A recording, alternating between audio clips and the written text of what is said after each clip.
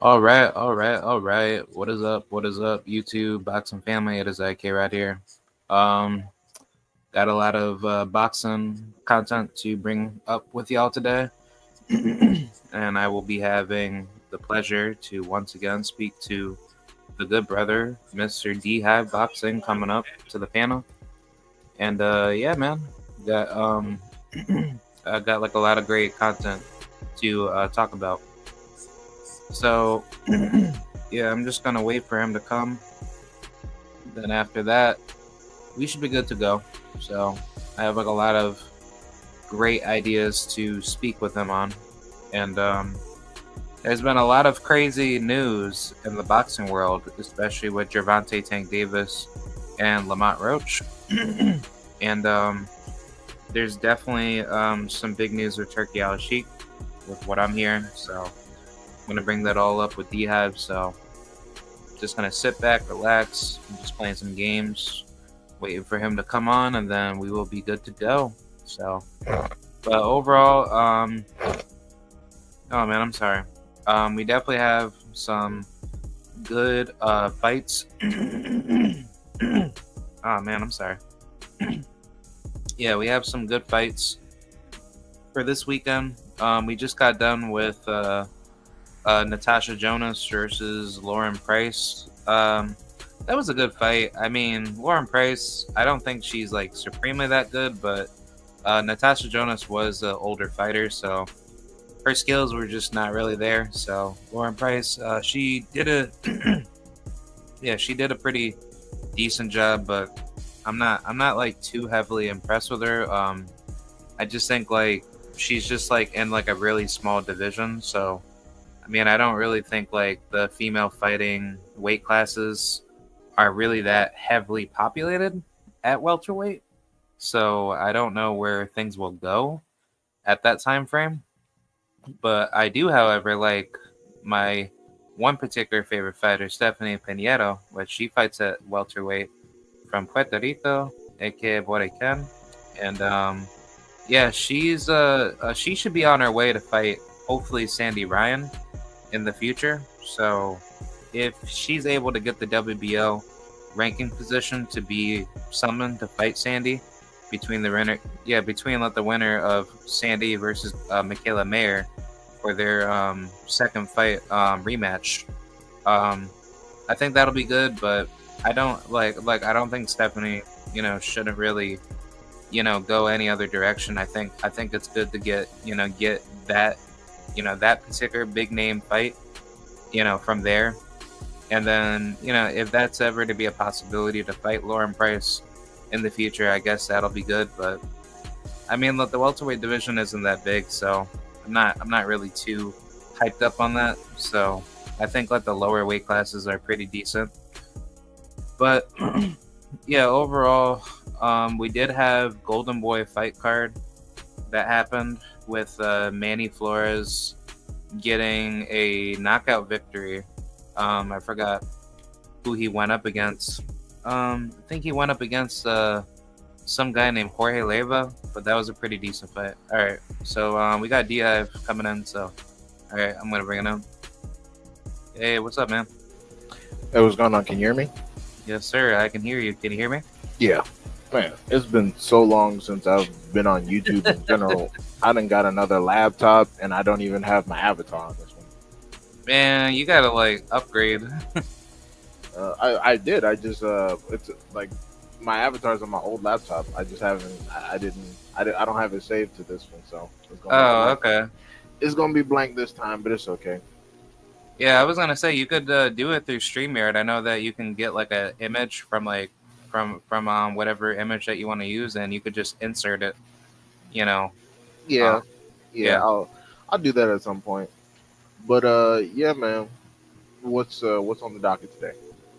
Man, we have like a lot of topics to talk about, but I would definitely, well, probably talk about Tank Davis, and then I want to get your take on that because I'm pretty sure that's gonna be a pretty crazy take. Well, I mean, much like everybody else, I didn't really expect a whole lot from Lamont Roach because of what I had seen from him. Some people were talking about how Lamont Roach gets up for big fights, and the honest to God truth is Lamont Roach hasn't had a whole lot of big fights. This was easily the biggest fight of his career. I mean, hell, for a little bit he was studying mechanical engineering at U of M early on until he decided he wanted to box full time. But but yeah, yeah. I mean, his largest fight outside of Tank was Jamel Herring, and he lost that one. So, I mean, and all the other people he fought, I picked him to beat. So, I mean, this was the single biggest fight of his career, and he showed us something. You know, he showed us something. Tank. I mean, honestly, it didn't really take this fight for me to believe that Tank was exposed because I believe that Devin Haney would beat him before either one of them even fought Ryan, before Ryan was even a thing. You know. Yeah. So this fight just made that all the more real. Like, I'm not using a triangle theory. I'm not saying it's a guarantee, but it reinforces my belief, so to speak. And you know, this is not the first time Tank has struggled with somebody. This is not the first time. He's a very low volume. He's a very low volume puncher. And usually he's in situations where he relies on his power to bail him out of stuff. But I've said multiple times that Tank would have multiple losses if he didn't have a massive power bailout. And as you can see, whenever he can't knock somebody out, he has a very close fight, which is why he chooses to fight the people he fights. Which is why he didn't try to fight Lomachenko until he was on his way out, which is why he's trying to do it now. Still doesn't want to fight Devin Haney at all. Doesn't want to fight Shakur at all. You know, and didn't want to fight the best people when he was at 126 and 130 his damn self. So it is what it is, and you know, I'm very happy about the outcome. Lamont Roach was definitely cheated because even without the knockdown, which it should have been, I thought he won. So I scored it without the knockdown. I scored it 116, 112 for Roach because Tank was again relying on his power, wasn't really throwing a whole lot, and he let Lamont Roach make it to the final bell. That's his fault. And I didn't hear this when I was watching the fight, but allegedly somebody said that Tank told Lamont that they're not gonna give it to him. And I'm like, oh shit, okay. So you thought he was about to get a taste of home cooking, and you got fucked. It's the same thing that happened to Lomachenko versus Devin Haney. Lomachenko admitted he took the 12th round off because he thought the fix was in, and he paid for it. And Tank just made the same mistake here. So, you know, it is what it is. Like I said, I'm very happy about it. I hope to God that the New York State Athletic Commission overrides the decision, gives Lamont Roach his belt. And honestly, if I'm Lamont Roach, man, fuck that rematch clause. I'm not fighting you again. I'll pay whatever money I got to pay, and I'm going to fight Shakur. Because, like, this is some bullshit. If they tried to cheat me the first time, I know they're going to try to cheat me the second time. So, you know. So it is what it is, but hey, it was a good fight. Very, very great boxing from both dudes. Round 9 was amazing. That was some of the most tactical boxing I had ever seen in a long time. Yeah. And the key takeaway from this, I want everyone to internalize. Lamont Roach is not even slick. Lamont Roach is not like the stereotypical slick black fighter. He didn't do anything special.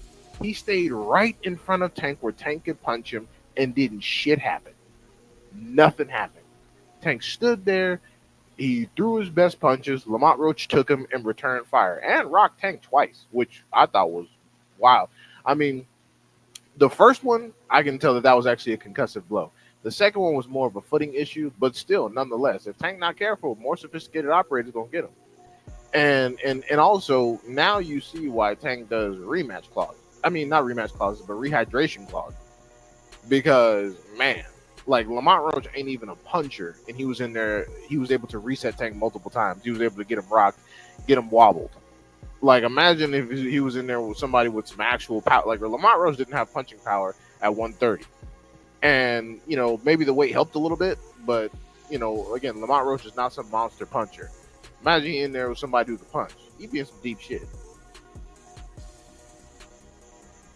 Yeah, I think honestly, like, just as far as how this fight played out, it just proves more to our previous arguments that fighting tougher competition in boxing breeds you better. And I don't know if you saw that one live that I did with Michael Angeletti in the past, but I literally brought that same point to him, and I told him that to me personally, I rather test myself harder early in my career because I don't know what I'm going to be like within, those coming years. And as your body grows older, I feel like that's where like the breeding, factor comes in, because like if you're not taking those bigger risks, to test yourself early with like the right names, obviously, like that's how boxers like Tank Davis gets exposed to to lose to like lesser known opposition. Yeah, yeah, I definitely agree. His whole he spent too long not being able to sharpen his skills with other individuals, and yeah, he paid for it. He paid for it. He spent too long. He spent too long fighting the same type of fight. He spent too long falling in love with the power. He spent too long relying on nothing but his power bailout to where he had to use certain skills that he hadn't tapped into in a long time. And that includes his gas tank. I'm not saying he has gas tank issues, but Tank Davis is always a person that likes to save most of his endurance for emergencies. And as we can see, he was in an emergency, and that endurance didn't activate. So it's like now you in a situation like he hasn't had to actually utilize like tap into his gas tank since Cruz, and he's made sure he's been fighting soft targets since then. I mean, hell, Cruz himself is a soft target. Man got no jab. If Cruz, if Isaac Cruz had a jab, Tank would have been in some deep shit. Like if Isaac Cruz was even capable of throwing consistent jabs, Tank would have been in some deep shit. Might even have a loss right now. Hell, people say he lost the Cruz. Now I don't think he lost the Cruz, but people say it. You know. Yeah, surprisingly for my view, I thought Tank actually performed pretty well up against Cruz using one arm where his hand was broken, and I didn't see Gervonta really like look bad in that fight. But now that we're kind of like using that fight as like a litmus test to show how much of his competition, has kind of scaled his skills down to be like a lesser skilled fighter, like I mean, it's just very sad because it's like these guys shouldn't have been able to even touch Gervonta Davis to even hurt him like that, or even pressure him to like a point where Gervonta Davis doesn't have like a chance of actually showcasing any separation of separation of his fighting skills. So I just think I just think in terms of like where things are at right now, Gervonta Davis has to be serious about fighting his contemporaries, or else he's just going to get himself a sacrifice, and then it's not going to be good for his career. He's not gonna fight his contemporaries now after after this. Oh, absolutely not. Yeah. He's going to rematch most likely. Honestly, I hope the rematch don't happen. I hope that he just moves on, and the New York State Athletic Commission rights this wrong, because that was unbelievable. I'm like, are you like Steve Willis? Hey man, Steve Willis needs to be fired immediately. That was trash. Like I understand that. I understand that he's probably on the take. They probably slid him that manila envelope to make sure nothing goes crazy, and they didn't expect Tank to encounter as much resistance as he did. They didn't like. They didn't think Tank would panic like that, because that's what happened. That was panic, and I don't care about hair grease, dude. You cannot use an excuse saying grease was in my eye when you participate in a sport where fighters' entire faces are regularly covered in grease. What are you talking about?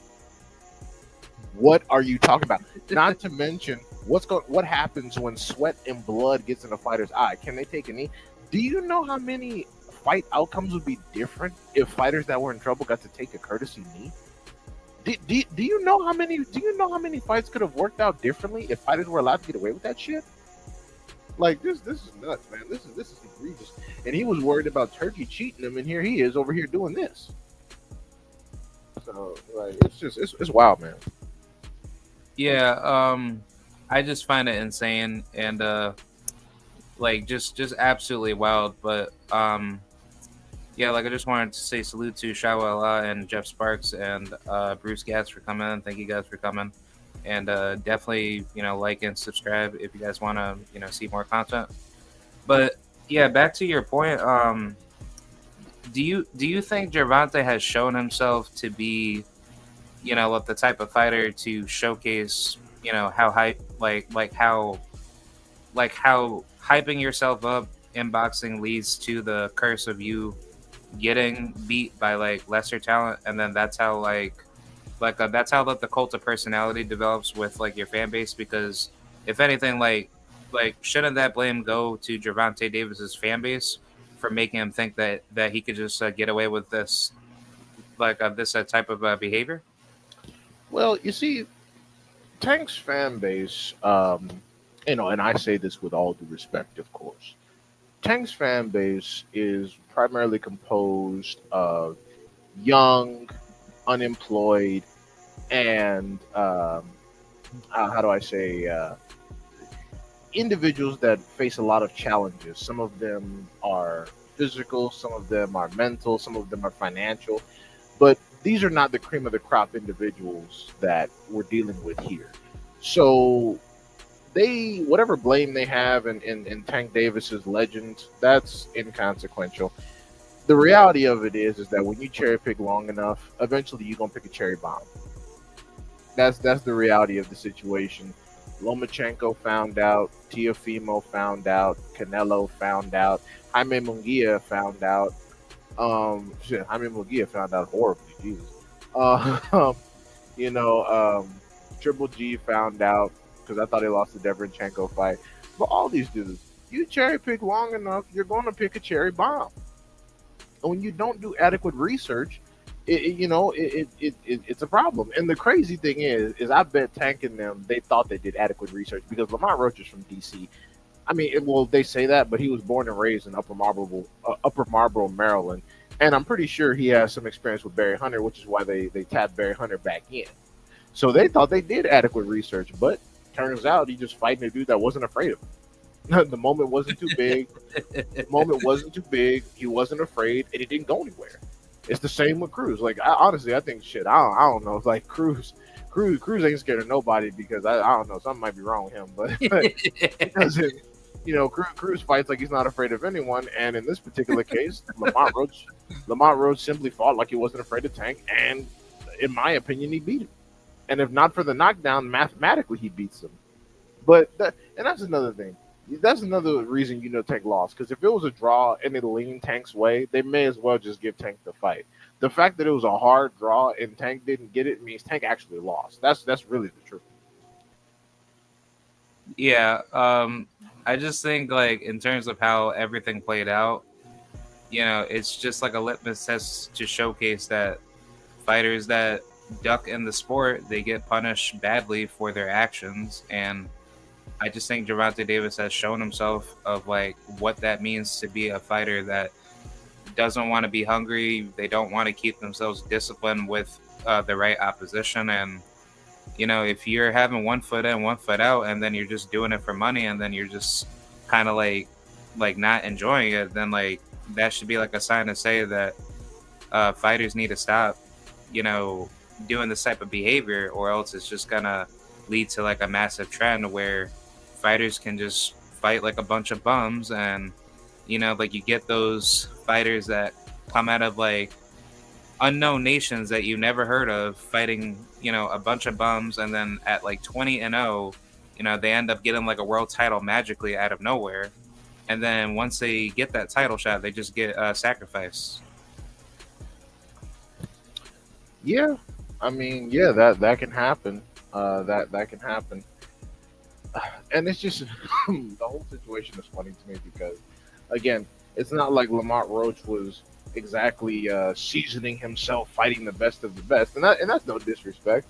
It's just that like the people he's been fighting have been clearly below Tank's level. I mean, hell, even Hector Garcia, like most people didn't pick him to win that fight. I did, and he won it by split decision. So so nobody, I thought honestly, I thought he was gonna knock Hector the hell out because I never thought Hector was good.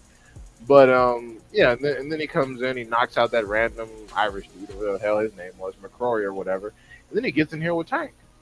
And I know a lot of people are saying, oh, just because Tank didn't deliver a knockout, people think he lost.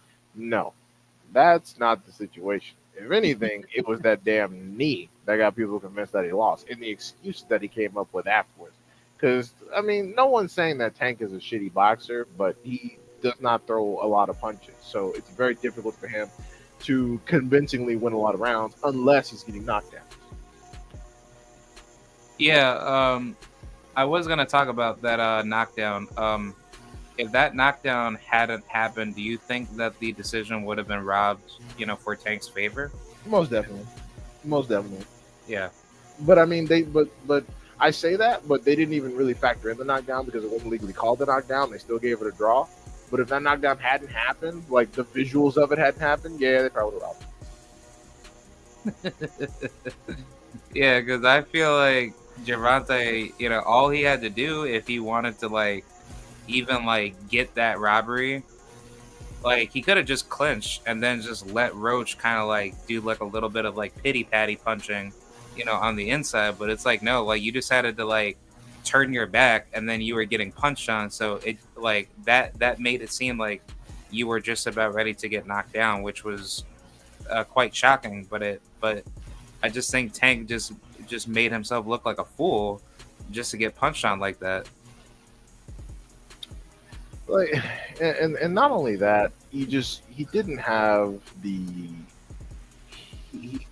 he didn't have the humility to admit the actual situation. He used hair grease, and then people started attacking his stylist because his stylist came out and said, "Oh, absolutely not. Not only did I do his hair on Wednesday and then Saturday, but I don't even use grease." And his fans, they don't even help the situation. They just they just make it all worse. They're all sloppy. Like I said, most of his fans are actually disabled. So it's just they and again, they don't watch boxing. They watch Tank. They don't actually watch boxing. They only watch Tank. That's why all their takes are ridiculous. Like before this happened, people were saying that Tank could go to 147 and do something with Crawford because Crawford was talking. And it's like, bro, it's like, hey, I don't know who y'all think this dude is, but he is just a professional combat sports athlete. He's not a gangster. He's not a thug. He's not any of that shit. I mean, this dude's been hanging out with Mayweather since before he finished puberty. It's just like, come on now, ain't no, man. And also in real life and on some real life stuff, Tank Davis this is respectfully, whatever. It's not even me trying to be petty. Tank Davis is a very small man. He's not an average. He's significantly below average size for a male. Most of your average size males are going to be middleweight or above. Anyone who fights below that is usually small. So it's nobody in real life is actually afraid of Tank. People are afraid of making him mad because he may cost them money. But Tank is not the kind of person you see and he looks intimidating. That's why he had to cover himself in tattoos in order to give his aesthetic some teeth. He's just a little light skinned dude. No one man, if he ran up on Crawford in real life, no one's gonna be scared. Crawford will slap the hell out of him in real life, and I don't even like Crawford. I really don't. I truly do not like Terrence Crawford. But y'all were talking about Tank going to 147, but y'all were saying Haney was too big at 140. Jesus, these dudes are crazy. These dudes are actually crazy. Yeah, I just found that hilarious, and I would think initially Gervonta would be good at the higher weight classes, but now just taking a look at all the puzzle pieces put together, it's just Tank Davis fans just think Gervonta's just indestructible, can't touch him. He just breaks everybody, whoever he fights, and yeah, Crawford would just put hands on him like that. That's just like a beatdown, and I don't think Gervonta needs to be having that fan base at all because it's that that creates a lot of false sense of a security mindset. I mean, hell, people at 140 would put hands on Tank. And again, I didn't need this fight to tell me that. It's just the reality. I mean, again, why do you think he had rehydration clauses on the two guys he actually fought at 140, which is Ryan Garcia and Mario Barrios? He had to make sure they had rehydration clauses because he needed a handicap. And now more than ever, we understand why. I mean, and it's funny because I don't even remember who leaked that information, but I think because Ryan was the one who came out Instead, he had a rehydration clause against Tank, and then Barrios felt comfortable coming forward. So it's like, if Ryan didn't say that, we wouldn't have even known. Like we wouldn't have even known that Tank had did that. That's how quiet they were trying to keep it. And it's like just, oof, Jesus, Lord. Yeah. I'm gonna I bring up this comment that I wanted to talk about from Shawa. She said, "Ridiculous. It wasn't called knockdown or DQ or called for him taking the knee and walking off." I think honestly, like, correct me if I'm wrong, but let's just say like if you got like let's just say hit during the exchange, but let's just say something was to be injured, like at the time of the incident, is that still ruled like a knockdown, or is that like a how should I say accidental? If you go down for any reason, as far as what I've seen, excuse me, yeah, if you go down for any reason, as far as what I've seen, even if it is an injury not caused by a punch, the fight ends, and you usually don't win it. I mean, there were some people circulating. There were some people circulating a specific rule, like a subset or a bylaw that dictates if you need time to clear an obstruction from your eyeballs, you can do that. But my thing is that Tank took the knee, immediately ran to his corner, didn't bug the ref, didn't do anything. And again, his excuse was something was in my eye. That happens. It's not like a fly flew in your eye or something, or a mosquito or a bee or something. You blame the grease, and you're covered in it. Every fighter puts grease on their face. So it was a shitty excuse. And not to mention, he didn't even grab his eye or his face or get down on both knees and say I can't see. He didn't do any of that. He didn't do any of that. He immediately he saw Roach coming at him. Roach threw a jab. He got hit in the eye with the jab. He took a knee, ran to his corner. They wiped his face off and did God knows what else.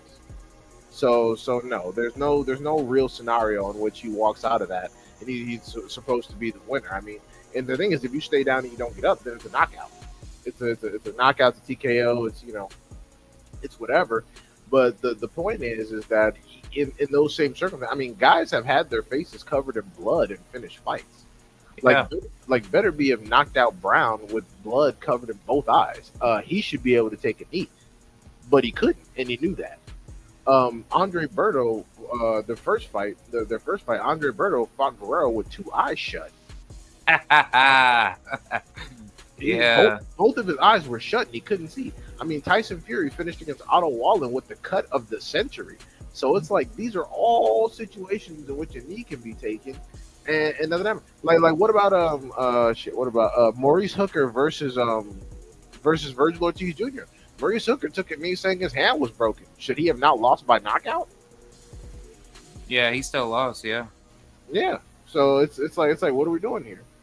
And yeah, they're talking about the New York State Athletic Commission, and I'm talking about the New York State Athletic Commission if you want to bring up some New York specific fights, but even in New York, that's not been a thing. You take a knee, and if you take a knee, that's a knockdown. That's a standard codfied regular Queensberry boxing rule. There's no way around that. This is special circumstance. I mean, we got people who've been watching boxing for 40, 50 years saying they have never seen no shit like this. And it's like, yeah, because there's some shenanigans afoot.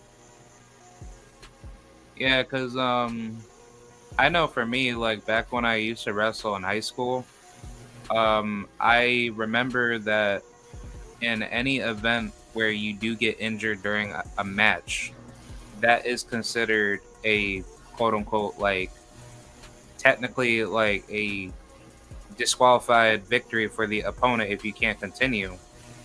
But let's just say if somebody just like accidentally fouled you, that'll probably give you maybe some time to like try to like go through like the pain, and then you can potentially try to like fight it out. But at that point in time, if you're ever injured during any combat a situational like event, that is considered a a disqualified victory for the opponent if you're unable to continue, or possibly a no contest, depending on the situation. I'll say this for anybody that disagrees. Be honest. If the tables were turned and Roach had taken that knee, what do you think would have happened? TKO. Or at the very least, a 10-8 round for Tank. We wouldn't even be discussing this. We would not even be discussing this right now. Yeah.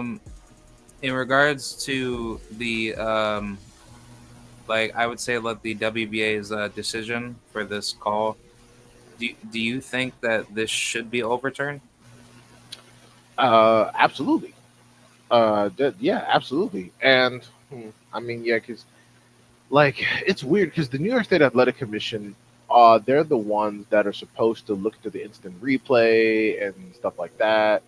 But then it's the WBA that would be responsible for overturning the belt, and it's difficult because I mean Tank is a cash cow. You know, it's like Mayweather with the WBC. You don't want to make him mad, and this is the problem. This is the problem. People can't uphold any integrity because they're all afraid of Tank. Not physically, what he'll do physically, but what he'll do to them financially. Being on the wrong side of him and his fan base could cost promoters a lot of money for future events. So they're concerned. I mean, frankly speaking, I'd hope they grow some balls and do the right thing by Lamar Rose because you're taking money away from him and his family. You're taking opportunity away from him Yeah. for the sake of a dude who already has it. So it's like this BS. And if Tang needs to take his lickings like a man, and if he really won, then come back and prove it.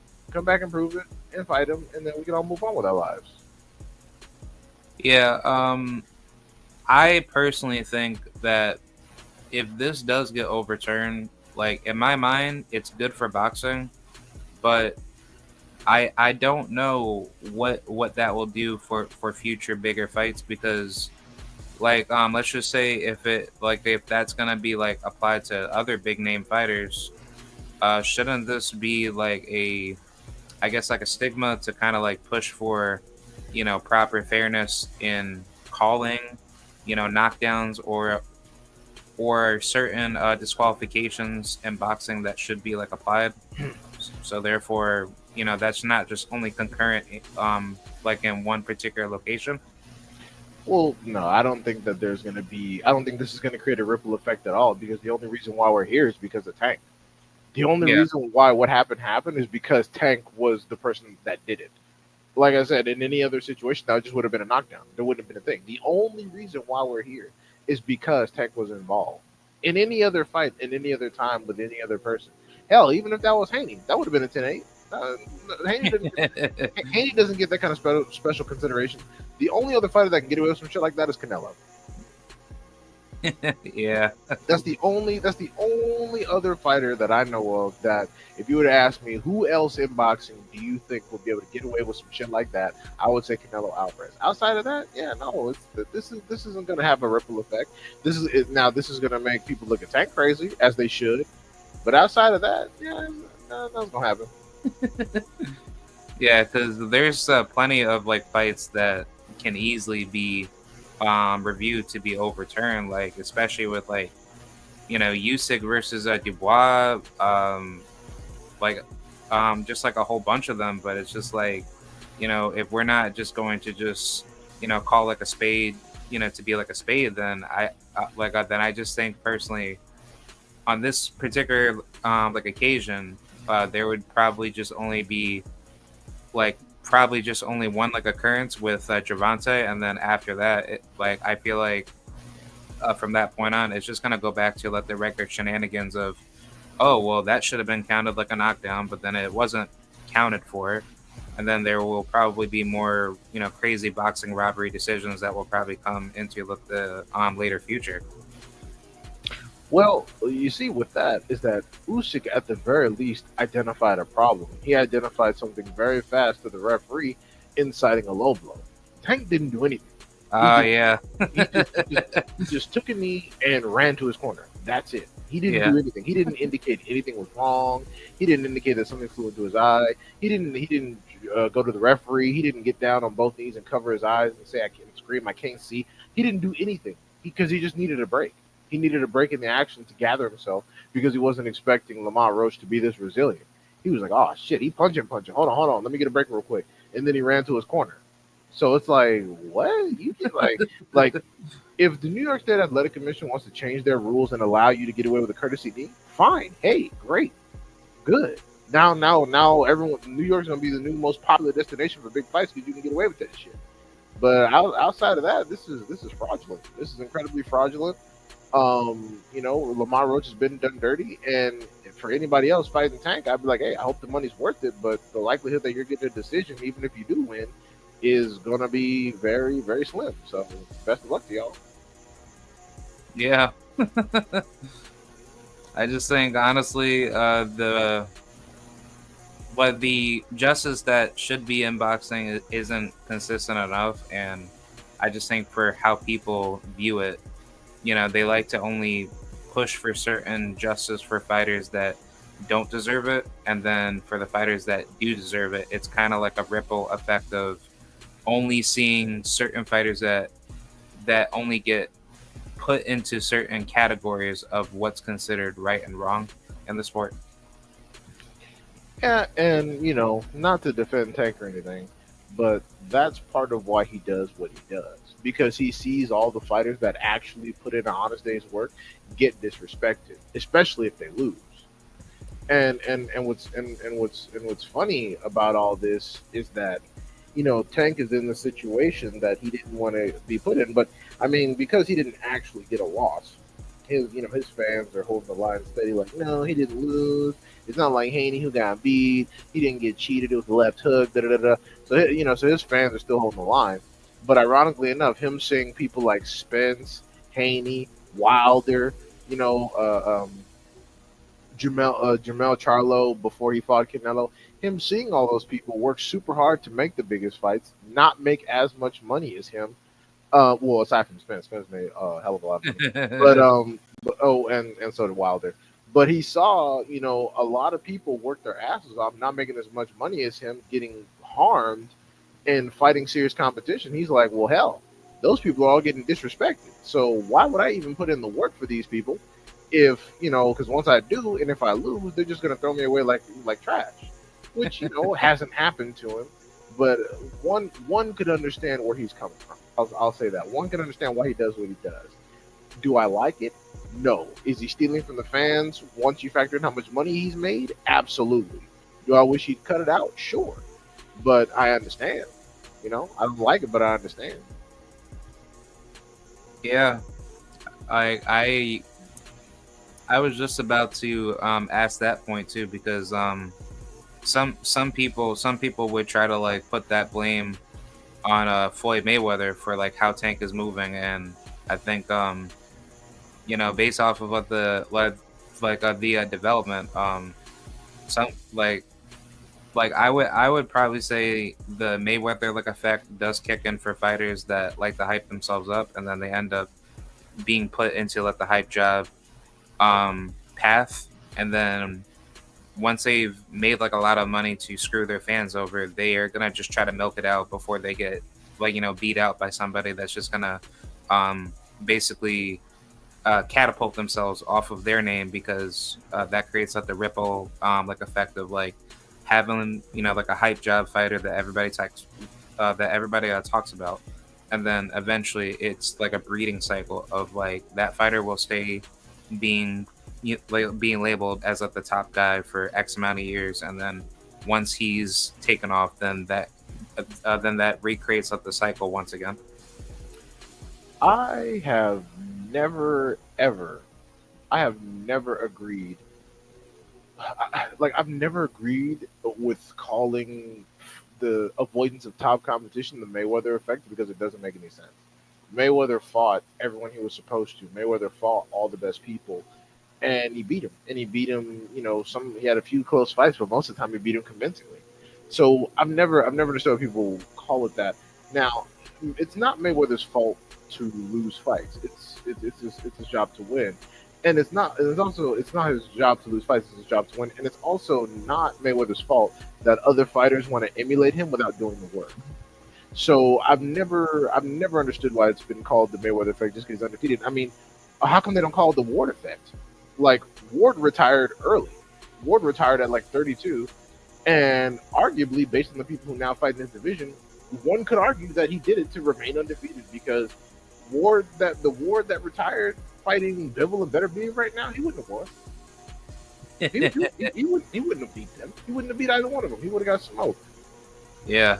So it's like I don't know why they just. I mean, to me that just falls on the Mayweather hate train because the truth of the matter is, I understand that Tank spent a lot of time under Mayweather, but it's not Mayweather's responsibility to lose. It's not Mayweather's responsibility to lose at all. It's his opponent's responsibility to beat him. Tank is doing specifically what Tank is doing because I'm telling you, if Tank had taken the quote unquote Mayweather route that all his fans claim he's taken, he would have losses by now. Yeah. Because Tank, I don't know what these dudes are smoking, but nobody alive today, actually nobody alive today below welterweight fights like Mayweather. Nobody. Not Tank, not Haney, not Shakur, not Inoue, not nobody. So I don't know. I'm not sure where that comes from. Maybe that comes from the part of the industry that didn't like the fact that the face of boxing was black and so obviously black. So maybe that comes from them. But I have never understood. I have never understood why that was a thing. Because people want to copy Mayweather. Yeah. And that shit is stupid. That shit is stupid. Tank talking about, oh, Floyd set me up. Floyd, like, especially during the time of the Pedraza fight, Tank losing a fight isn't beneficial to Floyd. Tank just runs his mouth. Like that's why guys like Tank, you got to get away from him. I know too many people like Tank in real life. You can't do anything for them. They're ungrateful. They talk a lot, and when they make it seem like they had no help. Oh, it was all me. I was destined. You wasn't shit. You wasn't shit until Floyd came in and kept slapping you on his undercards to get your name out there.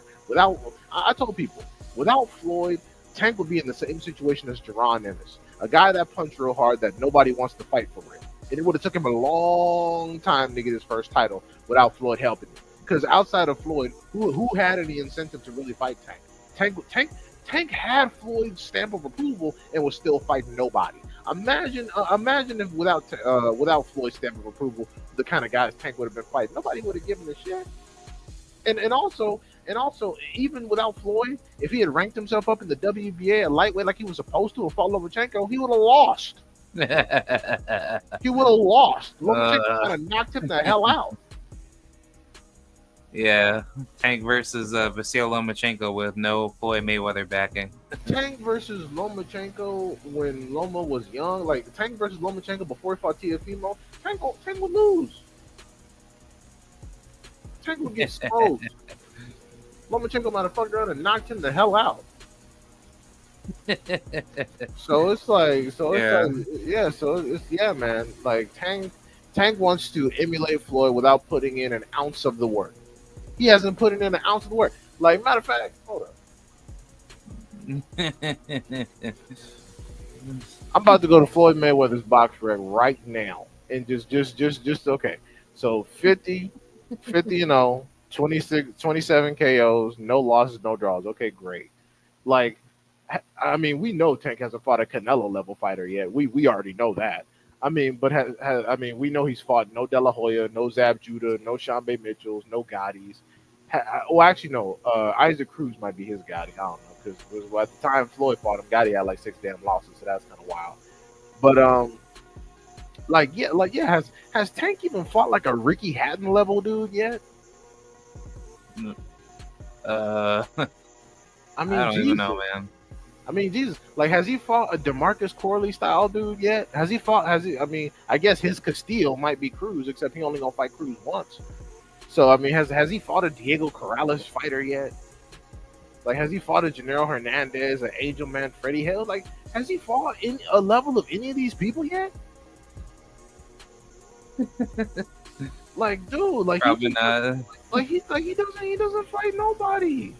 He doesn't fight nobody. And like I said, when you cherry pick, when you cherry, oh no, back then, not now. Like Loma not doing nothing with Tank today. I've been talking about back then before Loma got old. But yeah, if you factor all that in, like Tank, like come on, man, come on, man. And mind you, I'm not saying his contemporaries are fighting real people either. Now, Devin Haney is, he fought a couple of real dudes. I'm not even saying Frank Martin is bad. I'm not saying Frank Martin's bad. I'm not. I mean, Cruz is stylistically awful, but he's a tough out. But it's like, come on, man. Like, come on, dude has not been. He's been in prime. He's been in prime position to fight his contemporaries, and he's intentionally avoided doing it. I think honestly, people don't mention it much, but his most notable win, as far as like accomplishments, shit, it might be Santa Cruz. Yeah. And the only reason why Santa Cruz, hasn't, we haven't seen how that's aged is because he basically retired. He came back in that, like, what do you have, like one comeback fight, which he Yeah. won by decision as usual, and then he basically retired again. Yeah, that was very like on paper I thought that fight was good, but then looking at it, I was like, nah, this fight was looking like a Tank knockout, coming. And I remember having like my friend over at my like apartment back up in New York, where I was like telling him, hey man, this fight with Tank and Leo Santa Cruz, like, would be like a good fight. And then as the fight went on, it was a little bit competitive, but then once Tank knocked him out, I was like, okay, like I get it now. Like Leo Santa Cruz was never coming up to like really bring like a real challenge, but just as far as like the competition scaling, Tank has always put the competition the way he wants it, where he's always like above his opposition. Like I don't think there's ever been one Tank fight where you've ever seen Gervonta ever get any adversity given back to him. Where like if he's winning and then that one good fighter there that he's fighting ever punches him like at like a right point of what the fight to actually hurt him. I don't think Gervonta has ever been in that situation before. Uh, you know, yeah, no, nobody really hurt Tank visibly outside of Roach. Cruz got some pretty good licks in, but it didn't really do enough. But yeah, me personally, when it came to the Santa Cruz fight, I knew Tank was gonna knock him out. I mean, I've watched Santa Cruz. I saw his fight with Frampton. Santa Cruz is not someone that punches incredibly hard, so I knew he wasn't gonna have to worry about any power. He just throws a lot of punches to compensate for that. But the way he fights, head on the line, chin in the air, like I knew Tank was gonna smoke him. That wasn't even a real problem. But it's not that the men fought bad. He's just not fighting anyone too competitive. I mean, yeah, no, I'm not saying that these guys are bad. I mean, some of them are fucking bad. Like Rolly is horrible. Rolly is one of the least talented fighters I've ever seen, and you can tell that if not for Mayweather, Rolly would be homeless. Like Rolly is horrible. I mean, Rolly should have lost to Jackson Marinas. I don't even like. Ugh, Jesus. But yeah, and a lot of these dudes, like once you go below Gamboa, once you once if you remove Gamboa and Pedraza off of this resume, like before Santa Cruz, he ain't doing nothing. Like these are all like random, like no one knows. And after Santa Cruz, we go to, went to 140 to fight Barrios when he could have just fought Josh Taylor. Didn't want none of that smoke. Then the late replacement comes in for Rolly, which is Cruz. That was a shocker, you know. And then Rolly's horrible ass comes in because Mayweather needed that bread, so he gets smoked. And then we got Hector, we got Ryan, Frank, and then Roach here. So it's like, I mean, like Frank Martin, I like, and he has a lot of career left because he's only 18-0, so he has the potential to do some things. But Frank talking about he going to 140, and it's like, bruh, I don't know what Frank Martin going to do at 140 exactly. I'm not sure if he can. I mean, could he become a champion? Sure, but there are some powerful forces at work at 140 right now, so I don't know what the plan is for him. What for Frank Martin? Yeah. And yes, his trainers are yes men. They don't. Yeah. Again, people are not physically afraid of Tank. I think that people I think that his fans and Tank himself misconstrue people not wanting to mess up their money as them being physically afraid of Tank. It's like, dude, I promise you, there are kids that are in middle school that are bigger than Tank. Nobody is afraid of him for real. People are afraid of the ramifications regarding the money. People are afraid that he'll cut the money off. That's the situation. And no, Floyd never really wanted. Floyd just wanted to be rich. Floyd never cared. Floyd never cared about Tank fighting real people and giving the fans what they wanted. That's why back in the day when him and Floyd were beefing, Floyd used to use Lomachenko as a threat. He used to be like, "Okay, you talking like that? I'm gonna set up the Lomachenko fight and then see what you end up doing." Then all of a sudden, Tank would get back into compliance, and it's like, right, that's what I thought. Yeah, because I think personally with me, like all these years, like we've just been scammed by like Gervante's moves, and there hasn't been any real development within his career. And I was thinking like initially, like at first, Gervonta, he was going to like basically dominate everybody. Like I thought after he beat Jose Pedraza, I was like, okay, good for you. How about you go ahead and beat up on all the other champions, and then Gervonta, he just goes like a whole different direction where he's fighting like guys like Liam Walsh, and I'm like, bro, like, are you this like dude, like I felt like every fight that Tank was fighting that that he decided to fight because he wasn't like pushing for any big fights at all. Like he was just doing that over and over just to just to kind of like screw over like the fans and just basically get a money grab. And then look at where he's at right now. He's just kind of basically picking and choosing, and he's not developing his opposition at all. Well, the Liam Walsh fight was okay with me because I assumed that was just a one and done. That was his first experience traveling to England, fighting some random undefeated dude, and it was for the IBF World Title, if I remember correctly. Oh yeah, and then Liam, I believe he was his mandatory, possibly. Yeah. So Yeah. then yeah, right, yeah, that was his first title defense after Pedraza. So yeah, so he goes over there, gets some little experience. Like after you get a signature win, your first fight afterwards, no one's gonna care. But after that, people gonna look for you to get to work, and he never got to work. He actually went down in competition. He went from Liam Walsh to Fonseca to like random dudes nobody had ever heard of. It became a serious problem. It became a serious problem. Um, I don't think Tank needs to switch his trainers. I think Tank needs to fight people. I mean, there's nothing wrong with Coach Calvin. There's nothing wrong with Barry Hunter. In fact, Barry Hunter is a great coach. Damn near coached Liam Wilson to a W against Navarrete. So I think Barry Hunter's a great coach. He just needs to fight some people. He just needs to fight some people. All the I mean, I agree that all the people in the corner, like the corner needs to have one voice. That could be annoying, but I don't think that factored into Tank's experience. I think what factored in is that Tank was expecting Lamont Roche to get in there and lay down like they all do, and he got shocked. He was like, "Oh, wait a minute, hold on, I'm punching him. He ain't going nowhere. Oh, wait, there's a problem here," and that just shows you his lack of adaptability over the years. That he has difficulty making adjustments when he can't stop somebody. I mean, luckily, people thought that he would just pull out the bag for the Cruz fight, but the same bag that he got in for the Cruz fight. But again, that was the last time he had to actually tap into his gas tank. And, we see that gas tank didn't really come to bail him out this time.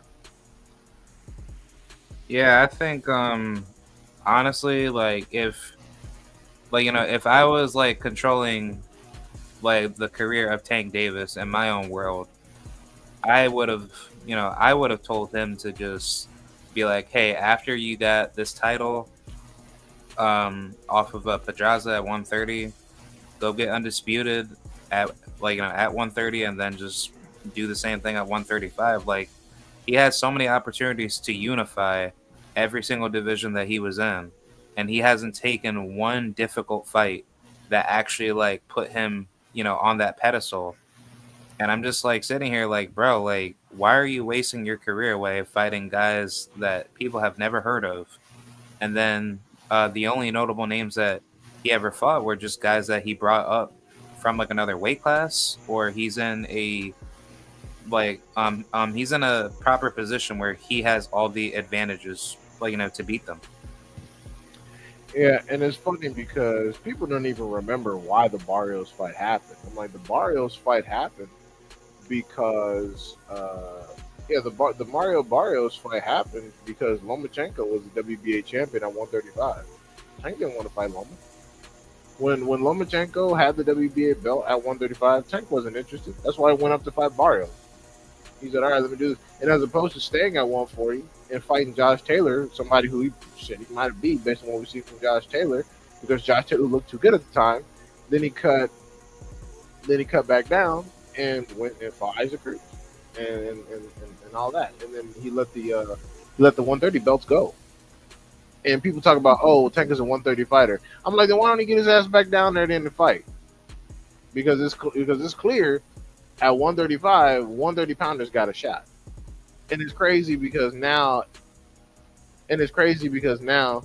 everybody looking at the I imagine people who were potentially talking about Inoue and Tank at a catchweight, oh, they're very interested now. Oh, they're very interested. Yep. Yeah, because I don't even know like what's the proper route that Tank should go. Like, I personally think let the rematch makes sense right now, but like, do you think he should just say like screw this rematch and just go like a different direction, or what would you think that Gervonta Davis should do? I mean, for based on what's happening, I mean, well, really, since he still has the belt and it's just a draw, he can technically do whatever he wants. Personally, um, personally, I think he should probably fight Roach again while he still has the belt to give Roach, give Roach another payday, give Roach another opportunity because he's clearly earned it. So I think he should. I think he should go ahead. I think he should go ahead and fight Roach again. Because I mean, what else? I mean, hell, this is the best fight we've gotten from Tank in a while. So like, what else are you gonna do? What else, like what else? What else are you actually gonna do? I mean, we know you're not gonna unify with your core. Apparently, his team reached out to Lomachenko, and Lomachenko didn't pick up the phone. It's like, well, yeah, Lomachenko's almost 40 years old, got 3 losses, and yeah, Lomachenko don't want to deal with that right now. And I mean, like, it's funny because Tank said Keyshawn was better than Shakur, which is a lie. But Tank ain't gonna fight Keyshawn either. So it's like, man, no. I feel like Keyshawn would be like super easy for him to knock out if he was like super disciplined and highly skilled, but I think, yeah, Keyshawn Davis is probably gonna beat up Tank and just take him out. Oh hell! Breaking news. Well, not breaking. It got released an hour ago. New York State Athletic Commission declines to overturn the decision. Wow. Really? Yep. Wow. Yeah, I was thinking It's too much money. Yeah, It's too much money. I was literally thinking that was gonna happen, but wait, like, correct me if I'm wrong. Like for for the New York State Athletic Commission, that decision that they made basically determines the outcome of the fight to be overturned or kept the same, right? Yeah. Basically, they've chosen to keep the draw.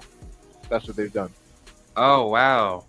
So basically, like, if they had overturned it, then the WBA has to follow that, right?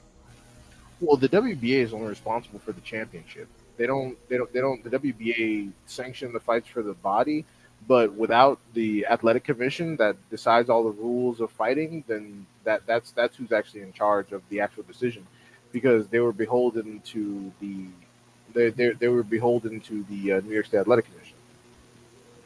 Wow, that's crazy. So basically, let the state athletic commissions determine everything. Well, not everything, like I said, because they don't govern the actual championship conference and the belts and stuff, but they decide the rules that the fighters operate under. They decide rules, equipment, and timetables, things like that. Yeah, that's pretty. That's very shocking, but I mean, like I just find it kind of like a little bit shady because it's like, I I was like trying to chat with some other people like about I guess like certain I would say U.S. base commissions or boxing board commissions where I guess like in certain areas I want to say with New York specifically I believe they have instant replay, right? And then compared to like other states, they don't have that. And I'm just I'm just thinking like, why not put that everywhere? So therefore, if like if there's any foul play done in a fight, that can be overturned or to be reviewed, right? Honestly, because look, I'll say this: it's 2025. Every state athletic commission on planet Earth has instant replay. The reason why boxing is the way it is because of some money. It's specifically in situations like this when there's a massive fighter and it pays to keep them undefeated to make sure that's undefeated. Like, how are you telling me you don't have instant replay when we get to watch highlights as the fight is happening? Because it doesn't make any sense. Like they said, we don't have instant replay, and then they played the knockdown multiple times during the fight. It's like, do you understand that this is instant replay? Like this is what I mean. This is just the stupidity of today's boxing fan. They've had Terrence Crawford got knocked down. Oh no, he didn't. No, he didn't. Not against Green Beans. yeah, they've had the ability to lock in instant replay since the 80s. Like I don't even understand why this is a thing. Oh, some commissions have instant replay and some don't. No. It's not a matter of them not having the technology. It's a matter of them using it to decide how fights go. Every sport on the planet has instant replay. The technology is too good. The reason why boxing doesn't use it to weigh in on decisions is because of some money. That's it. That's it. Because that's how fortunes are won and lost. With other sports, the money's guaranteed to be there regardless of whose team it is. So they have an incentive to use instant replay because there's always going to be money regardless. In the NFL, NBA, etc., there's going to be money no matter who because it's team on team. But a Tank fight where he's heading the card versus a Lamont Roach fight where he's heading the card, two very different financial outcomes. Yeah, most definitely. I just think that, like, that type of technology should be, innovated, massively. So, like, markets can bring that tool for every sport. Um, like like I would say that every consumer should have, the right to, to actually protest that. So therefore, there's there's proper fairness, but yeah, but the money is definitely the issue, and I was also gonna just add and let the political um like I guess let the political bias for it because certain people just want to see that particular fighter win, and that's just how crazy things go because it's there's a certain institutions that will try to protect that from um I should say certain institutional groups will try to push for that type of bad incentives for boxing fights to be ruled unjustified. Yeah, and one good example is hell. I think this fight was in New York. It was one of the Maloney brothers versus Bam's brother. Oh yeah, Joshua Joshua Franco versus one yeah. of the Maloneys, and and Joshua Franco, and it was their second time fighting. He claimed that his eye was shut from a headbutt, and Bob Arum claimed there's no instant replay in New York or whatever. They instant replayed that footage multiple times and found no headbutt, and yet they still declared the fight. They ended it on a shit. I don't remember. Was it a technical draw or did they just or was it a no decision because of the headbutt? Yeah, that was a no decision. That was in Vegas during COVID at the bubble. Oh, okay. So it was in the Vegas bubble. Never mind, I misspoke. It wasn't in New York, but either way, it was one of those situations where they were like, "Oh, there's no instant replay," but then they replayed the sequence multiple times, and we saw the punch, and still Maloney was denied a knockout victory. So it's like what? It's like you're saying you don't have instant replay, but you're showing the public instant replay multiple times as highlights. Why wouldn't you use that footage to make a decision? Now Maloney's been robbed of a knockout victory, and it's just nonsense. Yeah.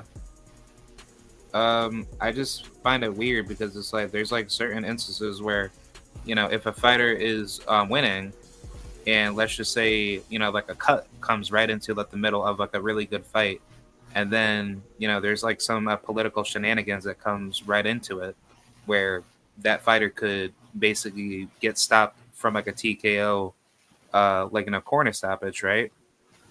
And I mean, I'll use that example with Jonathan Rice versus Guido Vianello.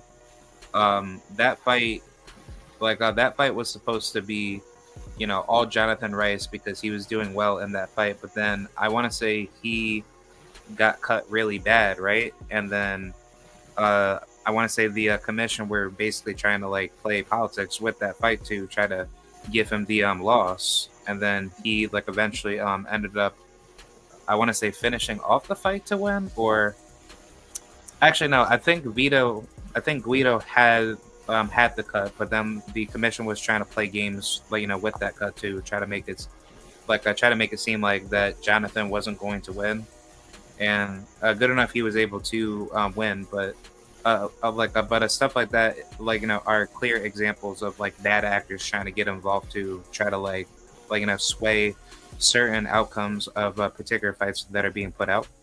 Yeah, it's because Guido was Top Rank's boy and Johnny Rice wasn't. Johnny Yeah. Rice, yeah, Johnny Rice was coming off the Michael Coffey upsets when he knocked him out the first time, got a UD the second time. So they put him in there with Guido. Yeah, Guido is Top Rank's boy, so of course it pays to have him win. But, and he lost. And he lost. So yeah, stuff like that happens all the time. But whenever people I want people to understand this. Whenever a promoter or somebody says, "Oh, commissions don't have instant replay," that is a lie. They're telling you that commissions are not going to use the instant replay, but they have the instant replay. Hell, I got instant replay at the crib, and I ain't nobody. I got this $1,200 brick of a phone. I promise you, if I record some shit, I got instant replay. I got instant replay in all types of speeds. So I know that those people over there paying tens of hundreds of thousands of dollars and millions for all that camera equipment, they have the ability to use instant replay. They just choose not to because of some money. They want to be able to influence outcomes and shake the tree whenever necessary. And that's what's wrong here. You shouldn't even have an option to use instant replay. It should be mandatory. Yeah. And I was gonna say in regards to don't you know when like foul calls are kind of called by the referee, right? I want to say that certain referees are trying to get certain fighters disqualified, due to the political nature of like how the referee operates. And I feel like that if a referee chooses to try to call like a low blow type of like false positive type of thing to try to get you disqualified from like a fight that you're clearly doing good in, but there's just like certain things that you do in a fight where the referee is trying to side the political favoritism up against you, that referee should be held liable, and they should be banned from the sport if they're doing how should I say bad calls, right? I mean, I agree, but so much stuff is left to the judge's discretion that, you can't punish someone for their opinion. I mean, opinions. Jack Reese. Right. Yeah, that's one of the more notable cases. I didn't see that knockdown. You can't you can't really punish someone for their opinion because opinion is not a fact. It's just we all have opinions. But yeah, in certain cases where it's blatant, like in cases where they're obviously breaking rules, like again, this Steve Willis situation is the most egregious example we've had in a while. Because with the Wilder situation with the count, again, this is why they don't use instant replay, so you can finagle certain things like that. They don't replay. They don't walk with the count, and then there's the difference between, like, you can't judge Jack Reese's cadence with actual physical 10 seconds. That's how it should be, but there are all types of factors where they were able to get away with that nonsense. So what's another example? Oh, like another one, a good example is Harvey Dock during the Triple G versus Deverenchenko fight. Triple G was on his way. Yeah, Yeah, Triple G was on his way to get knocked down, and Harvey stood right behind him to keep him standing up from a good body shot that he took. And then he came in and chose that time to be like, "Oh, keep him up, keep him up." It's keep like, him bro, up. get the hell out of here. It's very clear. It's very clear you were protecting Triple G, and you prevented a quality unification that we would have got. Why? Because Triple G's valuable. Triple G's valuable. Just came off of giving the Canelo the worst fight of his life since Mayweather. They needed that bread. Yeah, They needed that rematch bread.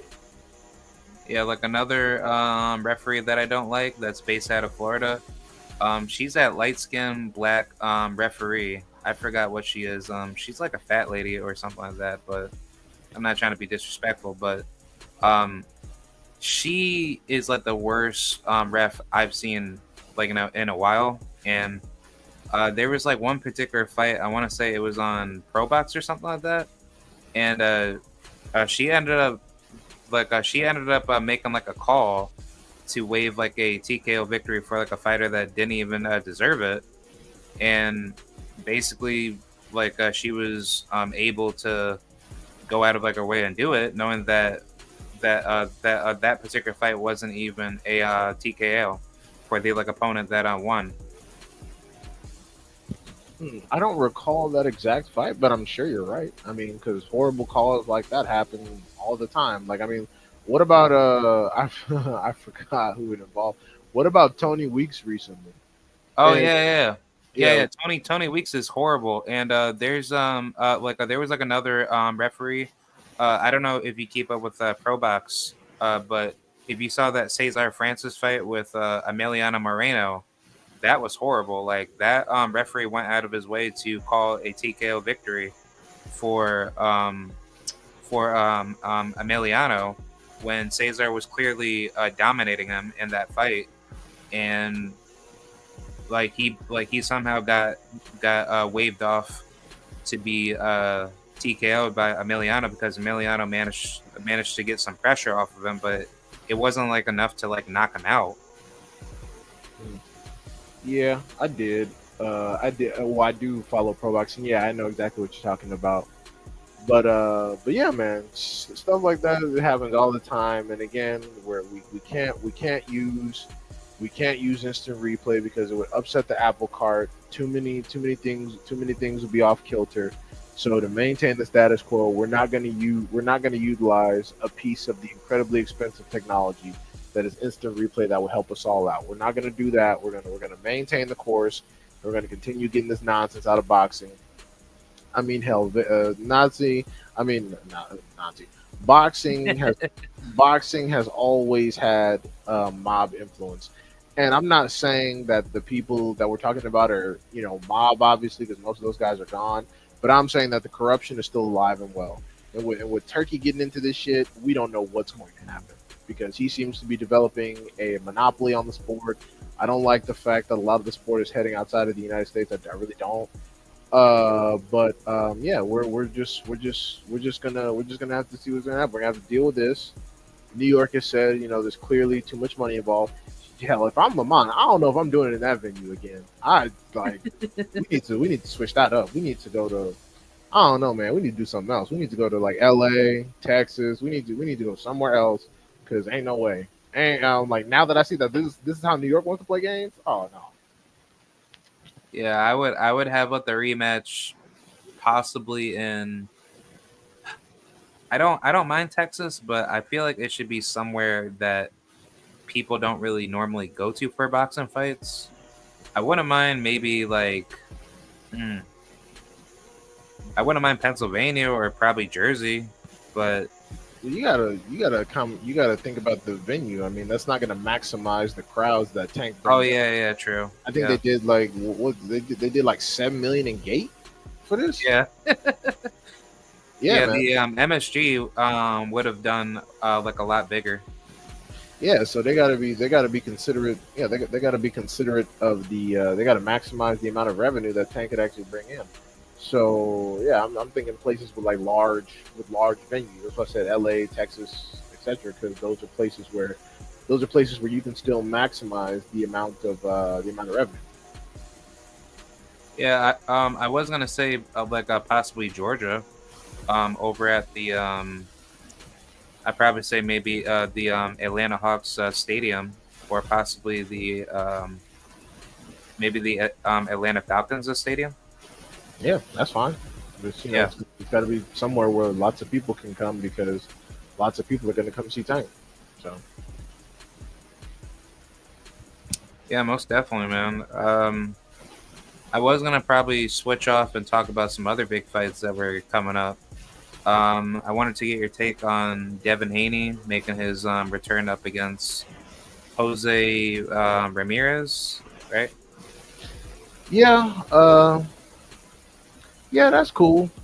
It's a good comeback fight. Jose's not bad. Hopefully he's not sleep on him. Hopefully Haney's done his research on Jose and should hopefully make it look easy. I mean, Jose is not a bad fighter, but he's not, he's not someone I think that Haney has to be seriously worried about. I mean, he does kind of the same thing. He comes forward, he throws a decent amount of punches, but he's someone who can be heavily controlled with a jab. Don't let him get too close. Don't let him get in too much body work. And it should be a cruise to a pretty easy decision from Haney, if not better. Good comeback fight. It's at 144. It's not 140, so it's technically at welterweight. So yeah, we'll see what Haney brings to the table. Now that he's going to be even heavier. Yeah, I think Haney should be doing well up against Jose. I think the fight alone is going to be telling to see where Haney will be if he's able to take, the punches at welterweight. And I don't know. I think it's a great fight to to see with Haney versus Jose. I do believe that Haney still has his title at 140 with his WBC title, because I believe he is a champion in recess. So he could very well go back down to 140 if he wants to, but I think 147 is the better route for him. Honestly, I was hoping that he would stay at 140 for a while longer, but that doesn't appear to be the case. He said he can't make it, so it is what it is. And not to mention, I'm looking at the welterweight rankings, and I already see his name, so that is going to be what that's going to be. Yeah, I believe he's top 3 or at least top 4. He's number 1 for the WBC, right under Barrios. Oh, okay.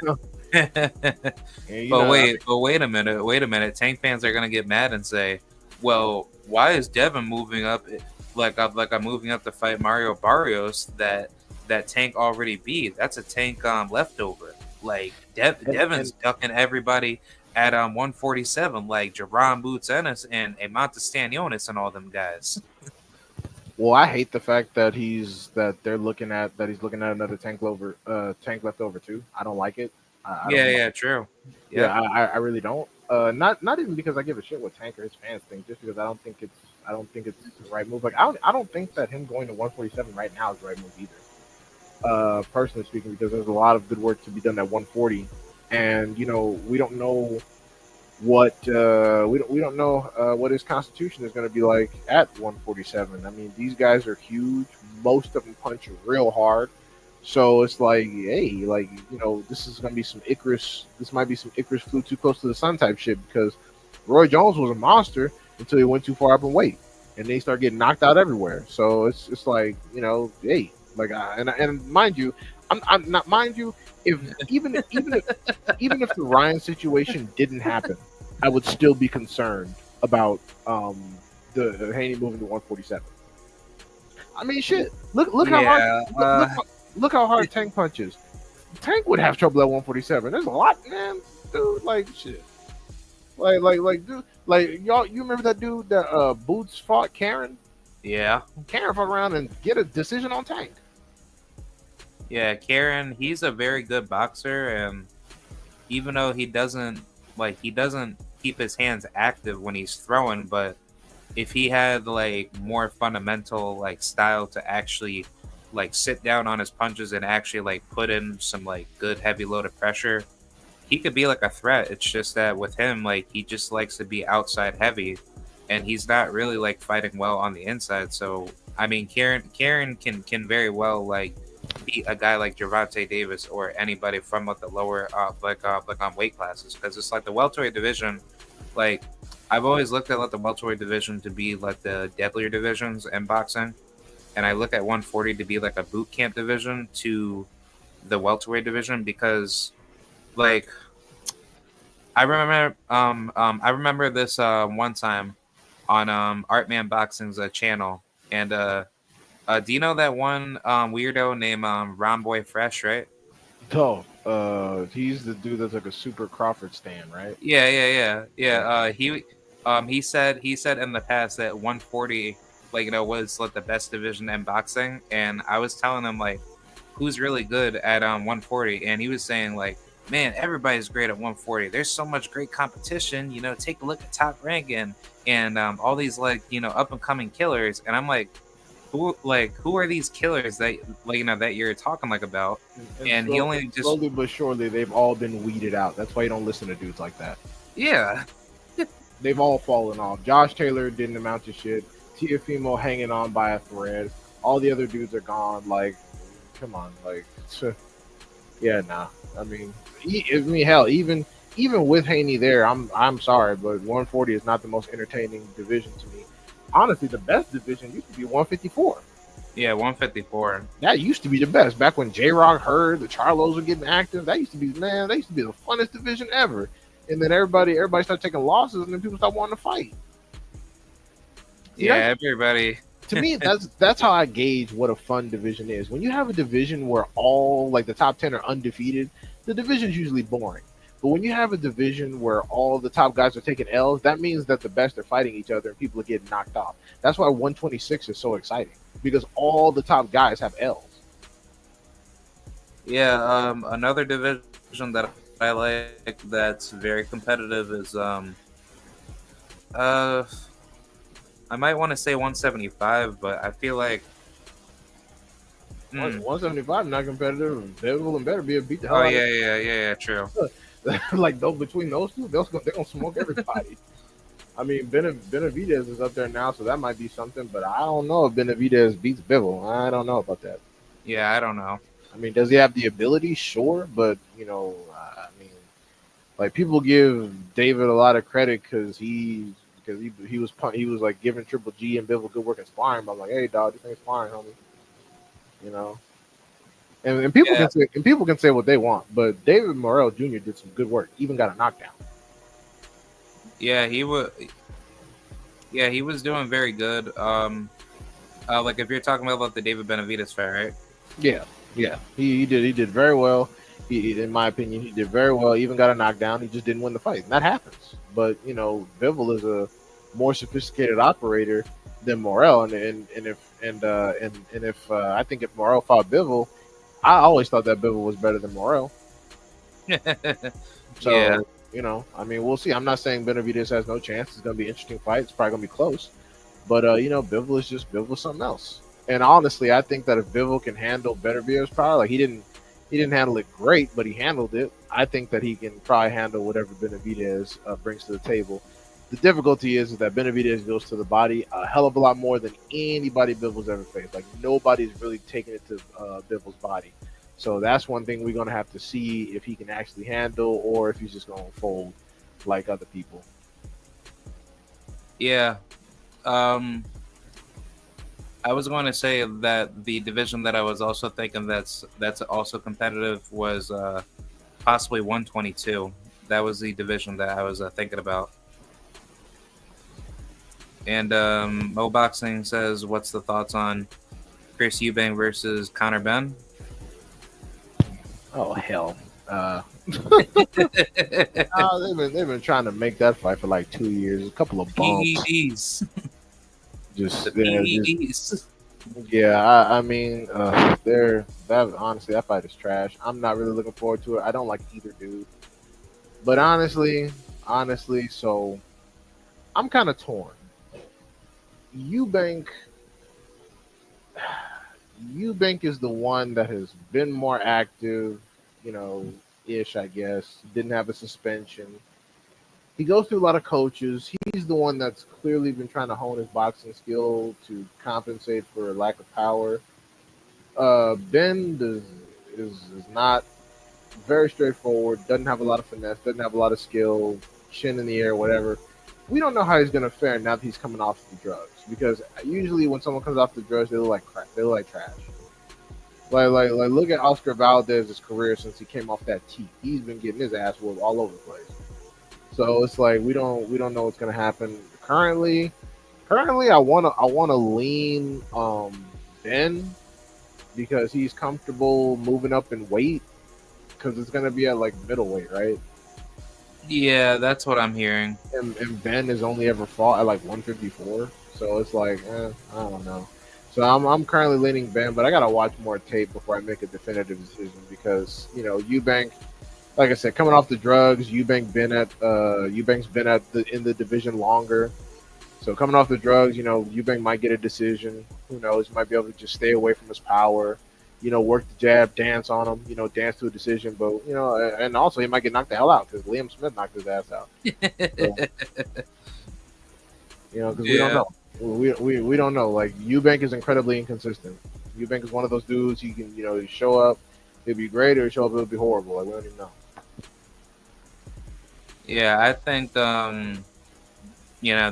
like I feel like that fight's just gonna end up being like a, I don't know, either like a knockout or a decision. But I probably would just like put the favorite on possibly Conor Ben because I feel like Eubank, he's just gonna go out there, try to throw some good shots, but then he's just gonna get caught with something huge and then he's not gonna be fighting. So I just feel like that's just how Chris Eubank tries to fight. He doesn't really use any like proper skills.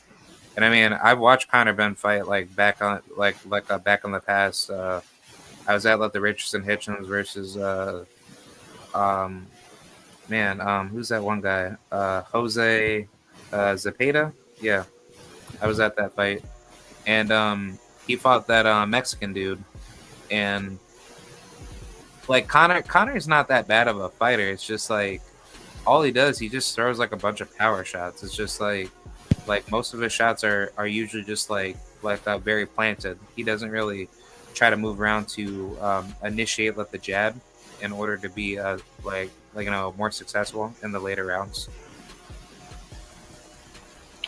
Yeah, I mean, he tries to imitate his father, and he does a poor job at it.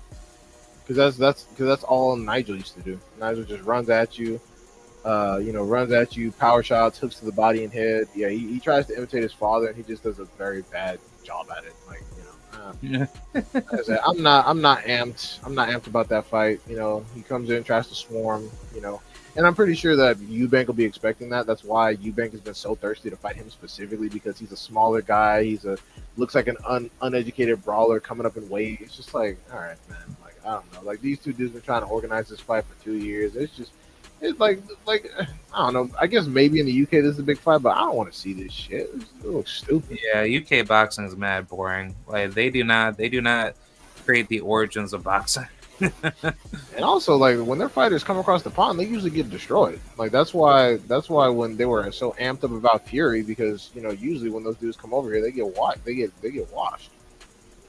Yeah, I was talking with like some British YouTubers at like the Jake Paul MVP prospects like event when I went to the Caribbean Royale in Orlando, And I was asking them like, "Do you guys box? Like, do you guys ever go to gyms?" And they literally told me like, "No, all we do is just like talk boxing on YouTube." And I'm like, "Then how do you know boxing, bro? Like, how do you guys educate like yourself to even like, understand like certain fighters and certain styles?" And like they were just like giving out like the most like dumbest answers possible. And I'm just like, dude, like British people, like for one, don't understand sports in general. But it's like when you have like people like that, like making up like the fan base of those people going out to the events and acting like, oh well, Americans need to like come over here and like and compete at like at the global level, bro. Nobody's not coming over there just to like just to see some no name fight that people haven't heard of. It's like that's what destroys like your marketability as a fighter if you're just gonna be breeding like breeding like your competition over there and like not fighting like like of like high level names. I mean, I've never heard a single hell. I don't know who the hell. I don't know who the hell you're talking to, but I've never heard a single British person describe that little island as the world market. I mean, or like the world level. Like I've never heard anyone describe it that, and for good reason. Because the reality of the situation is, you like Isaac Cruz, like Isaac Cruz over here is like mid level to bad. You drop him off in the UK, he will be a champion for the rest of his life. All the British people would just be saying, "Oh man, look at this guy named Isaac Pitbull Cruz." Like he would knock Mexican power. He would knock everybody they have out over there between like Josh Warrington. he can knock out most of their welterweights. Like they don't have anybody. Lewis Crocker. Yeah, all those like Eggington. Like man, Patty McFigginins. Isaac Cruz would brutalize all them dudes. Like Isaac Cruz probably wouldn't encounter British resistance until he got like to middleweight or something. and it would be like one of those. It'd be like a like that punch that Bruce hit Jaime Munguia with. Yeah, it would have to be some shit like that where Cruz is coming in, getting buck wild, and then just randomly gets caught. Yeah.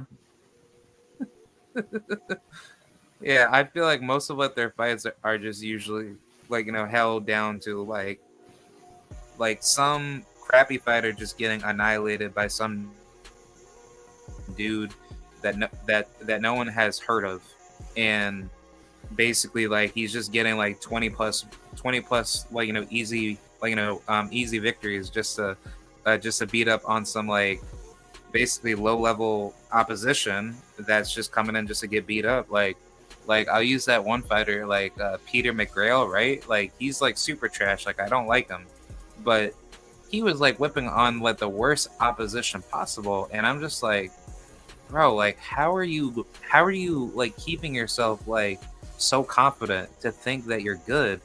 And then it's like as soon as he fought that one guy Jericho O'Quinn, right? As he came over to like America, he got his ass knocked out.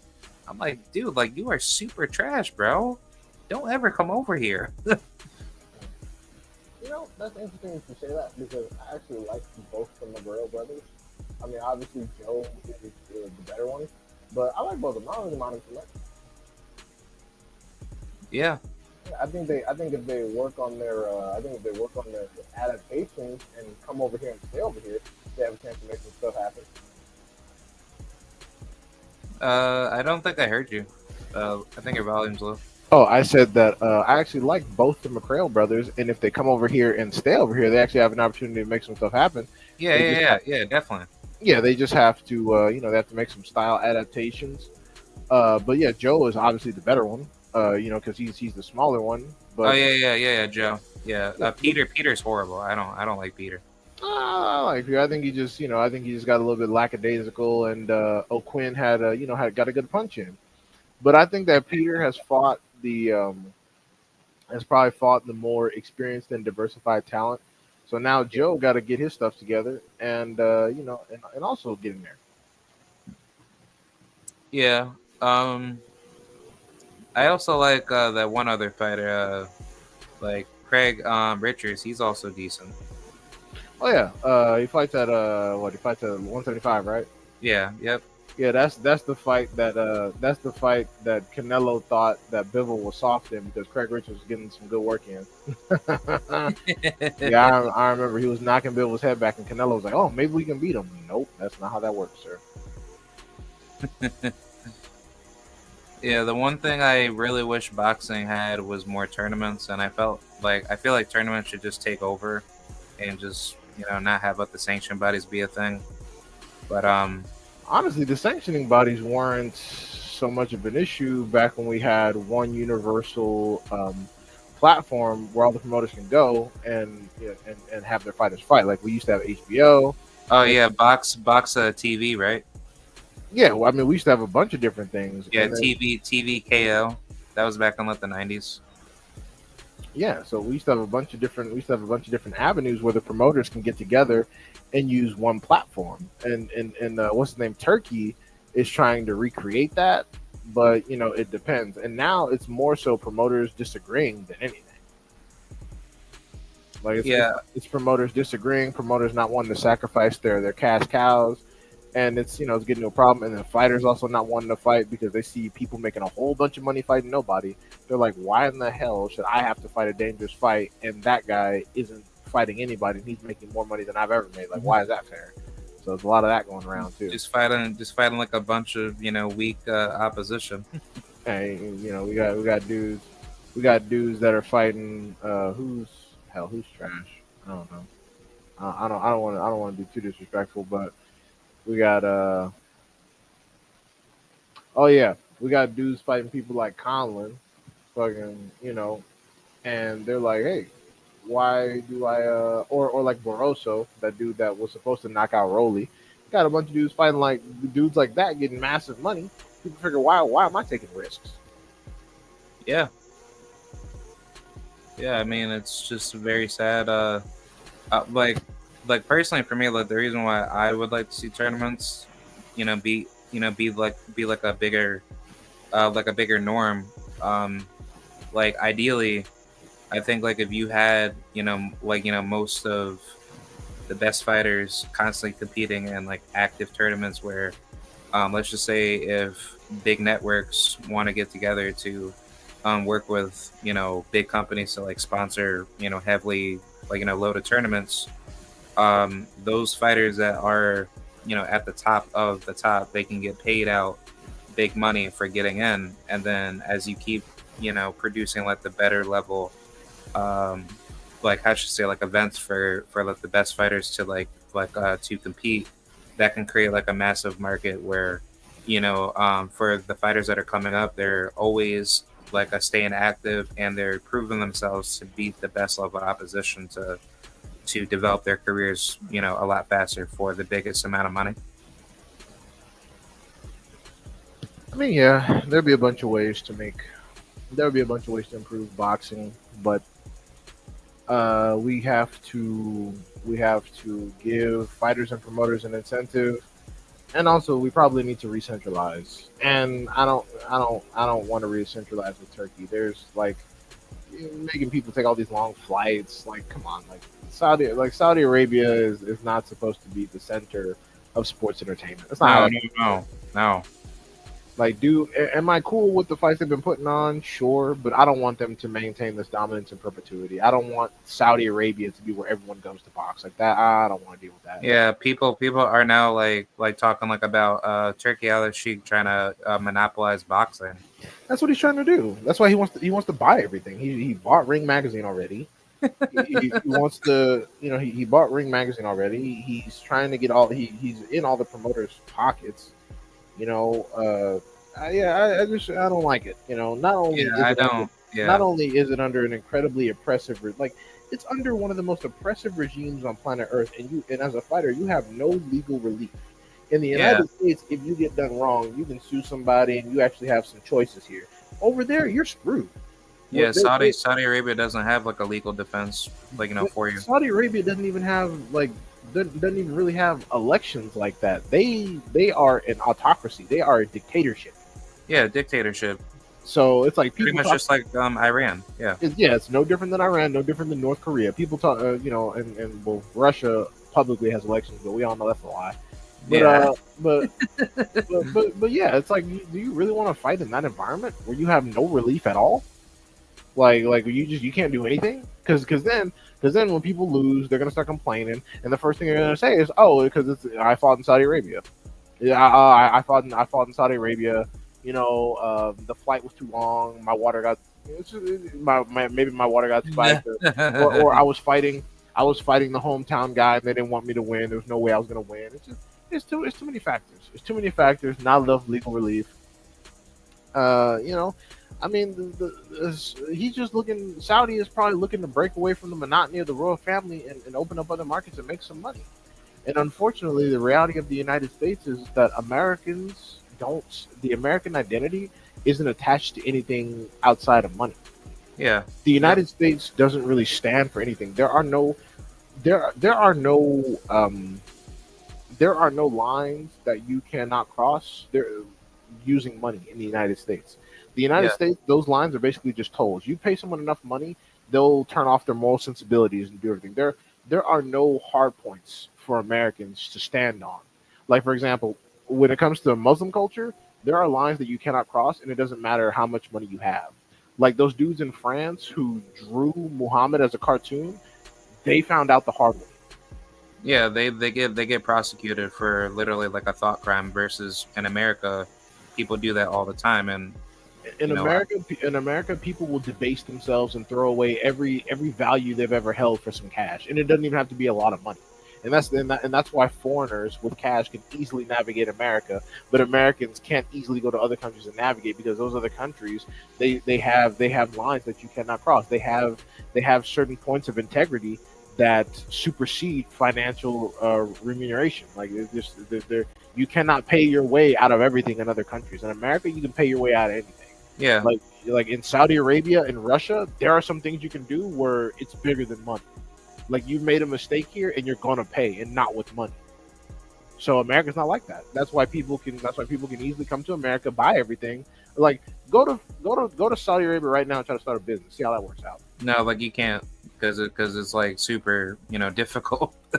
Yeah, because they that's Saudi Arabia, and they want Arabs to come first, Yeah. which is smart. America is just Yeah, it's money. like a pro, like racist, a supremacist type of government.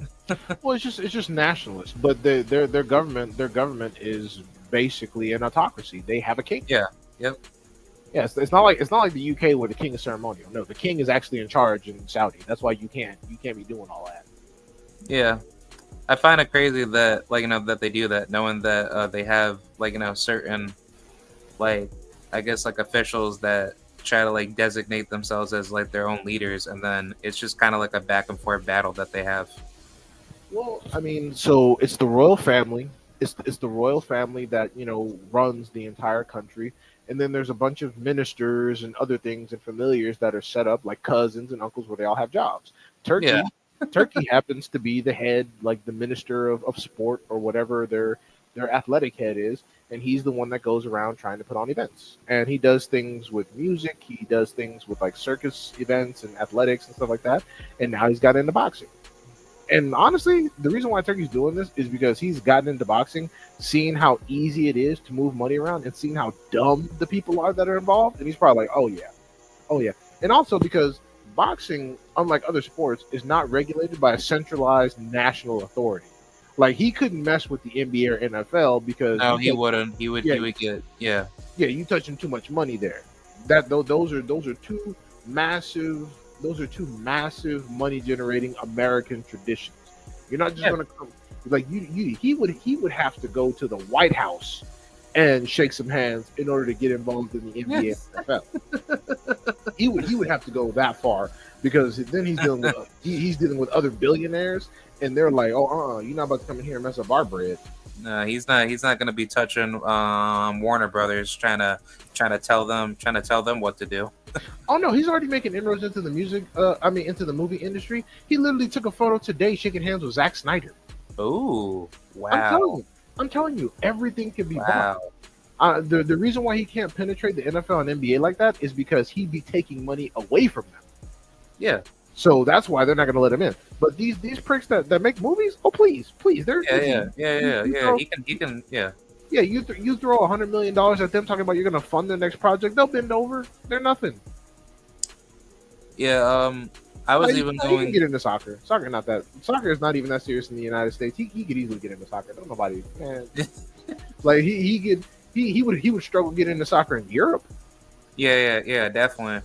I was going to bring up something about soccer. If you know that one player, Cristiano Ronaldo, like I know He's that he. always at the fights. Oh wait, what? I think he's always at the fights. Yeah. I was just about to say like he plays for Saudi Arabia, if I'm not mistaken, but he's like like a super strictly locked in, within like a contract where, if anything, most of his interactions in Saudi Arabia is like so rare, where like if anything, like most of what the athletes that even go over there to even play, like like play inside that country, they're not even able to like really do what they want to do to actually have like, the freedom to do what they want, like at all. Because it's a dictatorship. We're Yeah, paying like basically the way they have it is that we're paying you an obscene amount of money. You are a 24-hour employee. You work for us.